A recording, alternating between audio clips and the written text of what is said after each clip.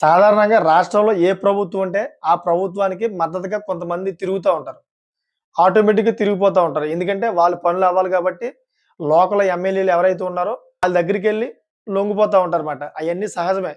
కిందటి ప్రభుత్వంలో కూడా జగన్మోహన్ రెడ్డి గారి హయాంలో బోలెడుమంది టీడీపీ టీడీపీ పార్టీకి సంబంధించిన వ్యక్తులు బోలెడుమంది నెలకొక 20 మందో, 30 మందో అలాగా పార్టీలో జాయిన్ అయ్యేవారు. సో, ఇదంతా ఎందుకు చెప్తున్నానంటే పశ్చిమ గోదావరి జిల్లాలోని ఒక పెద్ద ఘటన జరిగింది. అసలు ఆ ఘటన అంటే ఏంటి తెలుసుకునే ముందు దయచేసి ఇటువంటి లేటెస్ట్ ఇన్ఫర్మేషన్ కోసం నా ఛానెల్ సబ్స్క్రైబ్ చేసుకోండి. అదేవిధంగా మీకు నచ్చినట్టయితే గనక లైక్ అండ్ కామెంట్ చేసి ఇంకో 10 మందికి షేర్ చేయండి. సో, ఆ ఘటన ఏంటంటే వైసీపీకి సంబంధించిన కీలకమైన నాయకులు ఒక 30 మంది జనసేనలోకి చేరారన్నమాట. సో, మనం పశ్చిమ గోదావరి జిల్లా గురించి ఒకసారి మనం మాట్లాడుకుంటే పశ్చిమ గోదావరి జిల్లాలోని 2 కులాలు అధికంగా ఉన్నాయన్నమాట. అదేంటంటే ఫస్ట్ కాపులు, ఆ తర్వాత దళితులు. ఈ 2 కులాలు కూడా కొంచెం ఎక్కువ పశ్చిమ గోదావరి జిల్లాలో. ఆ తర్వాత రాజులు కొంచెం అక్కడక్కడ ఉన్నారు. ఆ తర్వాత ఆ తర్వాత బీసీ కులాలు కొంచెం అక్కడక్కడ ఉన్నాయన్నమాట. సో, ఈ 30 మందిలోని అధిక శాతం కాపులే ఉన్నారు.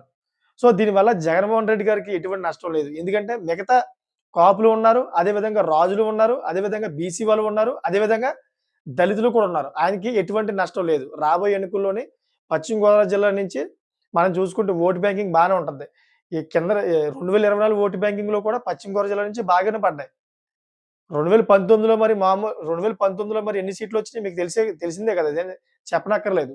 ఇప్పుడు ఈ 30 మంది ఎళ్ళిపోవడం వల్ల జగన్మోహన్ రెడ్డి గారు తట్టబుట్ట సర్దుకొని బెంగుళూరు ఎళ్ళిపోవచ్చని చెప్పేసి కొన్ని వార్తలు చక్కర్లు కొడుతున్నాయి. ఇంకా ఆయన పార్టీ భూస్థాపితం అయిపోయింది. ఇంక అందరూ కూడా టీడీపీలోకి, జనసేనలోకి అందరూ జంప్ అయిపోతున్నారని చెప్పేసి కొన్ని వార్తలు చక్కర్లు కొడతా ఉన్నాయి.